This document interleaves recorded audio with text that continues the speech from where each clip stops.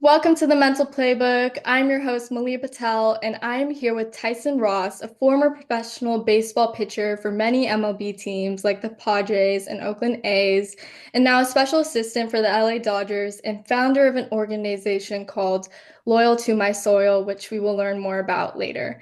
Hi, Tyson. How are you? Hey, thanks for having me on. I appreciate it. Yeah. So I want to know about your journey. Growing up, when did your interest in sports develop, and was there a specific moment that inspired you to play baseball? As a kid, I played all the sports, soccer, basketball, baseball, and baseball was just the game that I was good at. It made sense to me. I figured out at a young age that it was fun for me to practice. It was fun for me to play.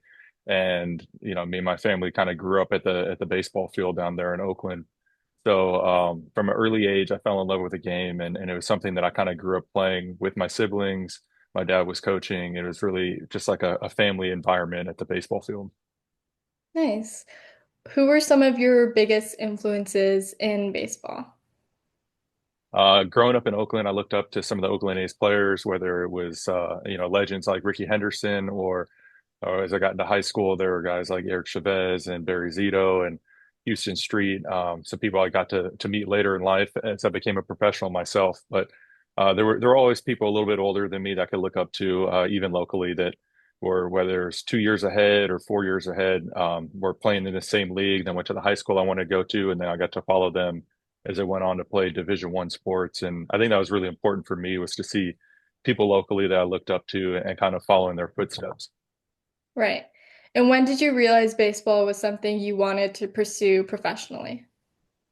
As a kid, it was always a dream. And then as I got into high school and started to play better competition and go to bigger tournaments, I felt like I was always in the mix with some of the better players out there. And I never really knew how good I was, but I knew I was good enough to compete with people. And I just loved the game and just stuck with it. And I think once I started getting those letters from colleges and showing interest in me going to Division I, that's when I kind of saw there was probably an opportunity for me there.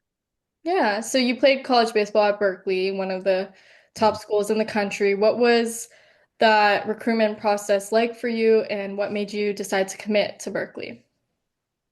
Yeah, it was pretty overwhelming, and obviously back then it's nothing compared to what it is now. But just being a young kid, trying to understand where I wanted to go in the country, what programs were like, playing travel baseball when you're 16 years old and you get to go to 6 or 7 different states over the course of the summer and visit some campuses, meet some college coaches.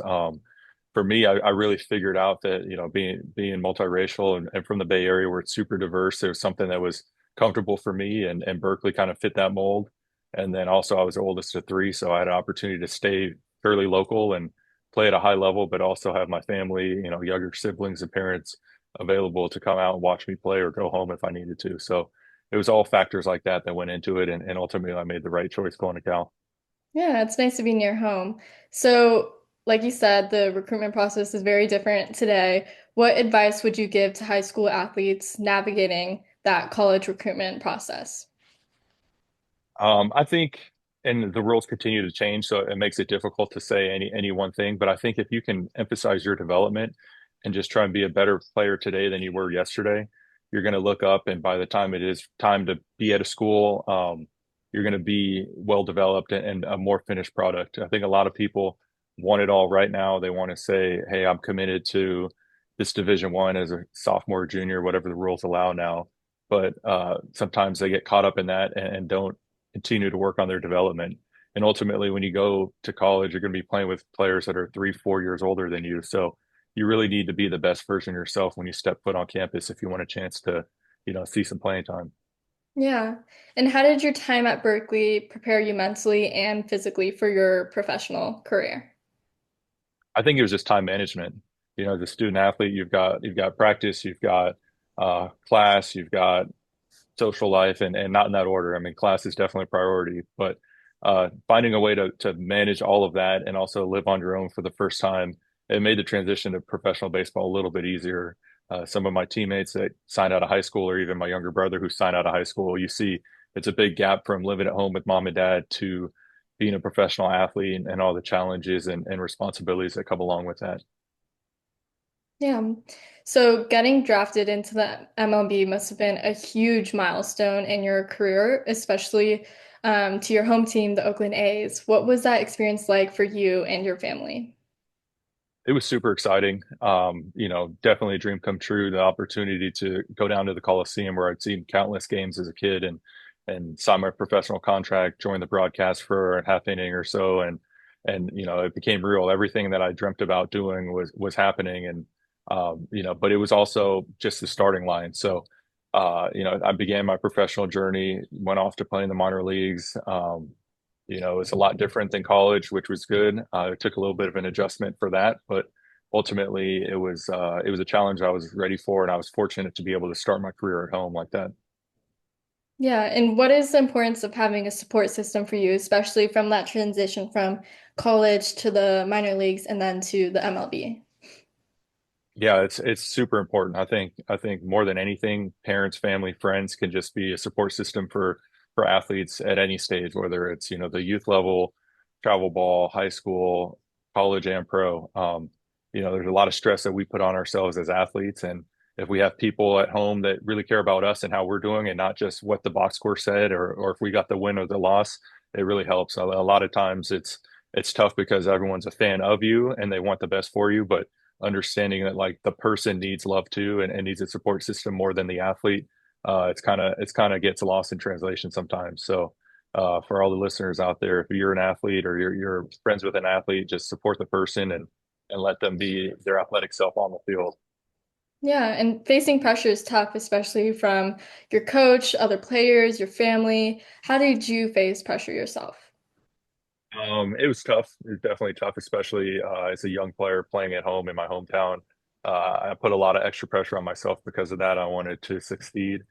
But ultimately, you just got to find outlets. You got to find ways to kind of separate the game from real life. And obviously, your career is everything. You want to put all your attention and focus into that, but you also need a way to step away and enjoy just the simple joys of life and not have the wins and losses determine who you are as a person. Right. And as a professional athlete, mental resilience is crucial to performing. What strategies do you use to stay mentally tough during the ups and downs of your career? It definitely took a while to develop those skills, but I found some effective techniques with breath work, especially in competition, going into the dugout and controlling my breath and kind of coming back down to a baseline was something that was huge for me to stay consistent. Another thing was journaling and gratitude and just finding ways to find positives in everyday scenarios, whether it was a good day or bad day at the field. I needed to be able to find positives. So baseball can be a game of defeat, especially for pitchers. How do you recover after a tough outing or loss, both mentally and emotionally? Yeah, especially as a starting pitcher, having a tough outing can be really rough. You've got, professional baseball, you got 4 days to think about it before you have a chance to get out there and right the ship. So, definitely it was a period of reflection. You got to flush it, look at what you did in that past game, why things went sideways. Usually it was simple mistakes, walking a leadoff hitter, not executing with two strikes and putting hitters away. And so if you can identify the areas of improvement and then focus in on your training and preparation as it comes up for that next game, ideally you'll be in a better spot to prevent those issues from happening. And a lot of times in baseball, especially like the inning and the game can speed up on you, and that's when things kind of go sideways. So the better you are at handling your emotions, centering yourself with a breath and being in that present moment, the less likely it is for those big moments to happen and things to kind of snowball and get out of control. Yeah, and especially like when I'm watching baseball and we're waiting for the pitcher to pitch, it's always silence.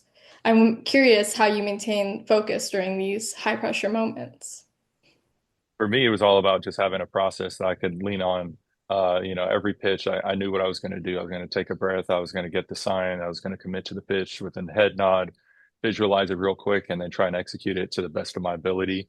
And then just repeat that process over and over and over again. And it really just gave me something, a foundation to lean upon. And it didn't matter if it was the first pitch of the game or it was 3-2 bases loaded in the ninth inning. Like that was the same process that I wanted to take into every single pitch. And that gave me the ability to make any moment, big or small, seem the same. Yeah. Can you walk us through your typical pregame routine and how you prepare yourself before walking onto the mound? Yeah, if it was a 7 o'clock game, you get to the ballpark around noon, you can have some lunch. Early in the day, if you need any treatment and kind of get any ailments worked on by the trainers, I would get that done.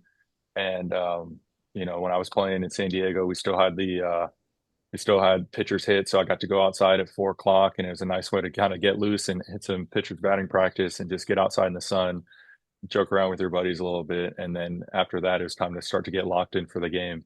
I had a routine in the weight room where I would get my body prep going.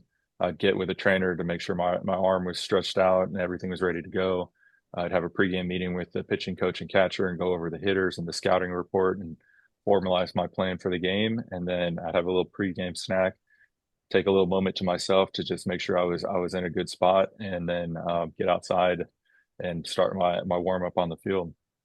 Yeah, and then what is recovery like after a game? Do you have any habits after a win or a loss?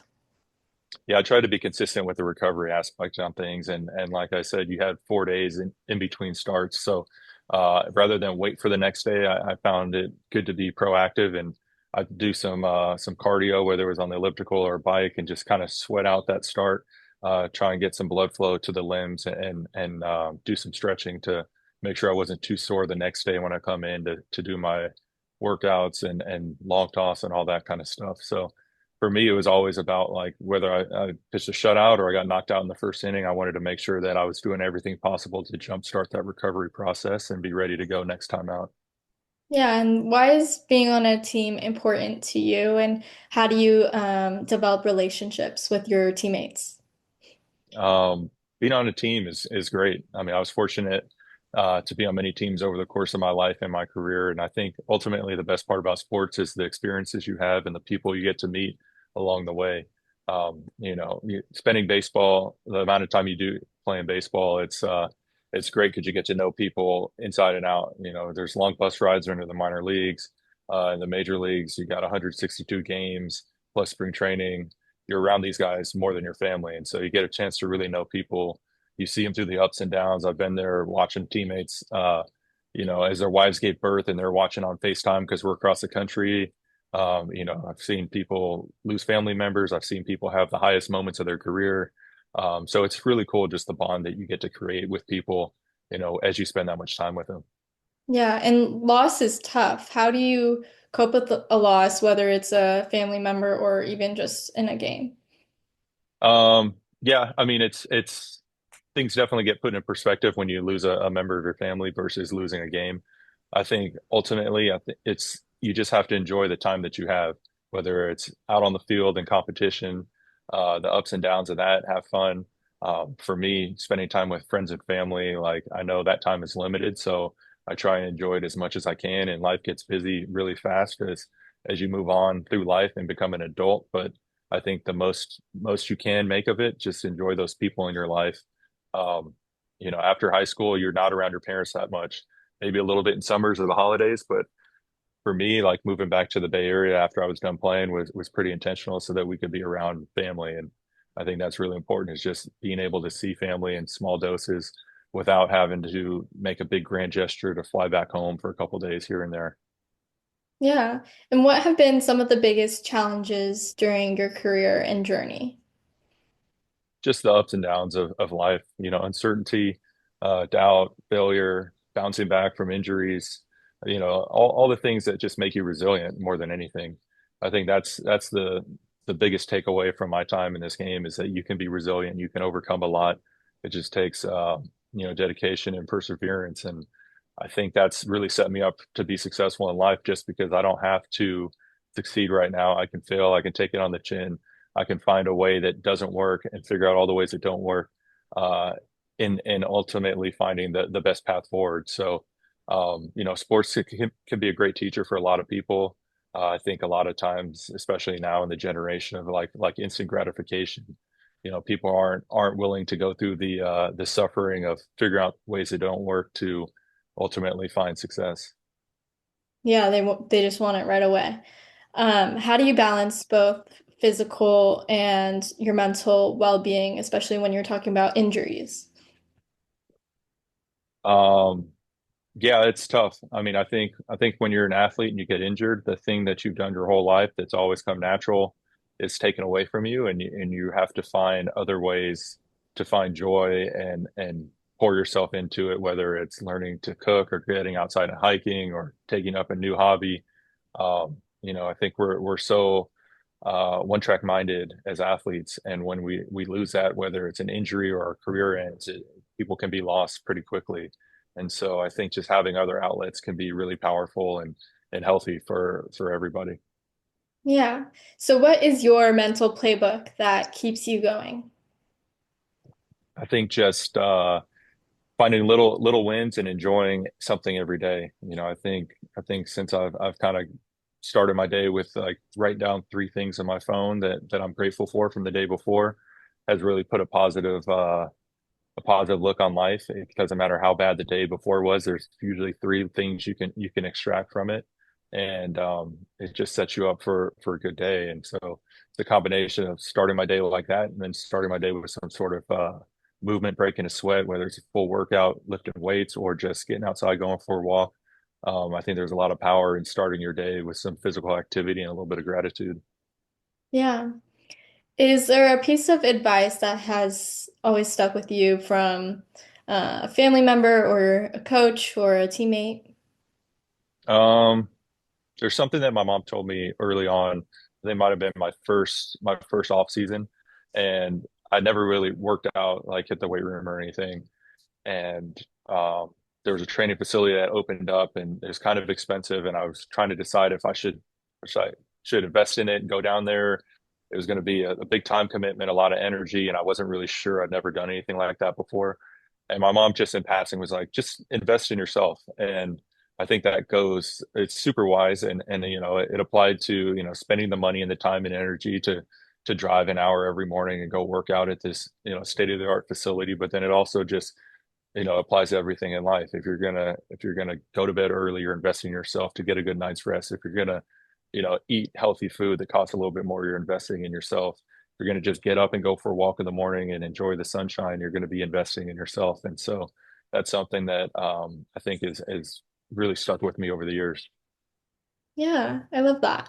So, Loyal to My Soil is a cause you're deeply passionate about. Can you share how the idea for this organization came to be and what it means to you personally?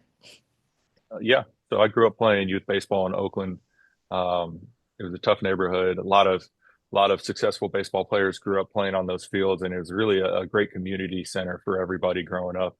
Um, Over the years, the leagues really died out, and over COVID, I was sitting at home in 2020 and reconnecting with people I grew up with, and I found out how much the league had suffered, and it was pretty much near extinct.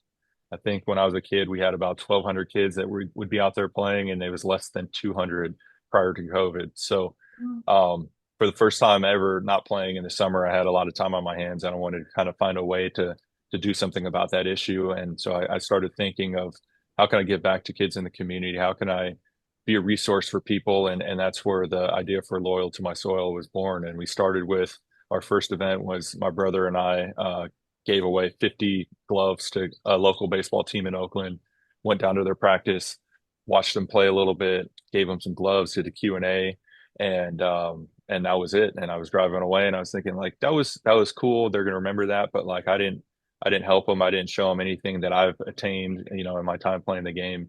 And so then I started to think of like, okay, what's a way to make a bigger impact than just this one off? And I came to the conclusion of like, if I can leverage my network of people that play the game at a high level that are in the community, we can come together. We can share our time with the kids and our love of the game with the kids and host some free camps. And so that's where it started. And started in 2021 with our first event on field, and now we've been in it for 4, going on 5 years now, and we're doing hosting about 150 kids every time out. Last year we had over 800 kids come through the program, and so it's been a great way for us to build community, grow the game, and just give back to the next generation. Yeah, that's awesome. How do you think Loyal to My Soil impacts communities, especially when it comes to helping the younger generations of athletes and families who especially lack resources necessary to play baseball? Yeah, we really try and key on some of the underserved communities.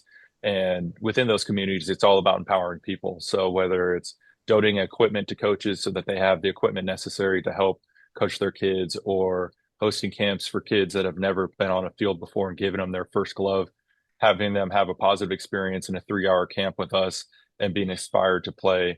We're really trying to bring people together and empower people to build a community around the game and give kids the support system that they need. Yeah. How do you envision its growth in the future?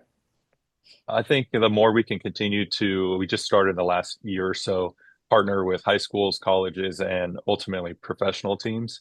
We're going to bring those groups of people together within their community and have the active players give back, showing kids in high school that it's okay to reach down to kids in their community who ultimately already look up to them, but to share your field and your knowledge of the game with kids of the next generation. It really tightens that feedback loop within the community. So we've done it with high schools, we've done it with colleges, and we're looking forward to in a couple of weeks expanding into doing it with a professional team.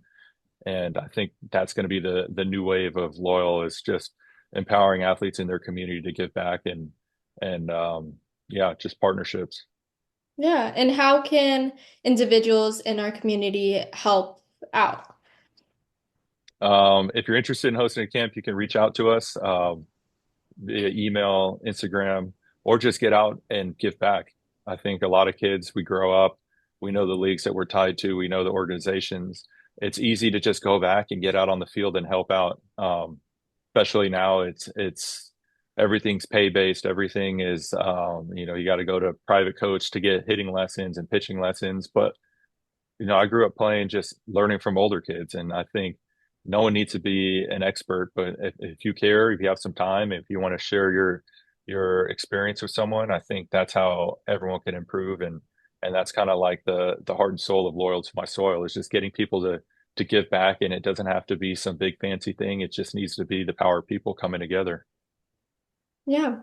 So, what advice would you give to young athletes who dream of making it to the pros, especially in terms of developing a positive mindset and mental resilience? I think it's just about having fun and enjoying the process of it. Things get super competitive really early now, and there's all these weekend tournaments and plastic rings that are being won. But ultimately, it's about growth and development and enjoying the game. I think a lot of kids are going to get burned out with the way the current system is, and it becomes way too stressful. It's a game. I mean, at the highest level, the best thing the pros can do is remember the joy of playing the game and play enthusiastically. Um, it's hard for us because we get paid and people boo us or cheer us depending on how we're doing. But when it's 11 and 13-year olds feeling that same pressure as a professional, it's gone a little sideways. So definitely just enjoy the game, love the game, and have fun with it. Yeah.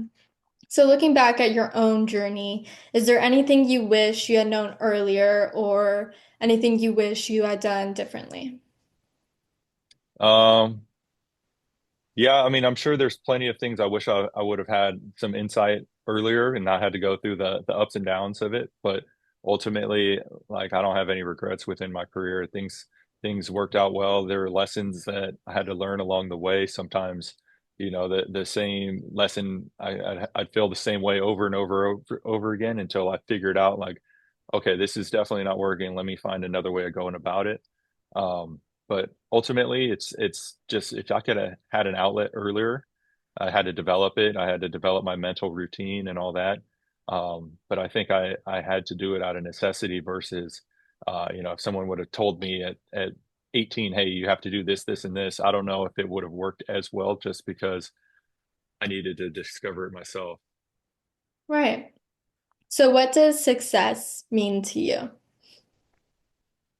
Success for me means putting in all my energy to something and finding a way for growth and development, and achieving the result is always great, but I think if I can learn a lesson in it, that's also success.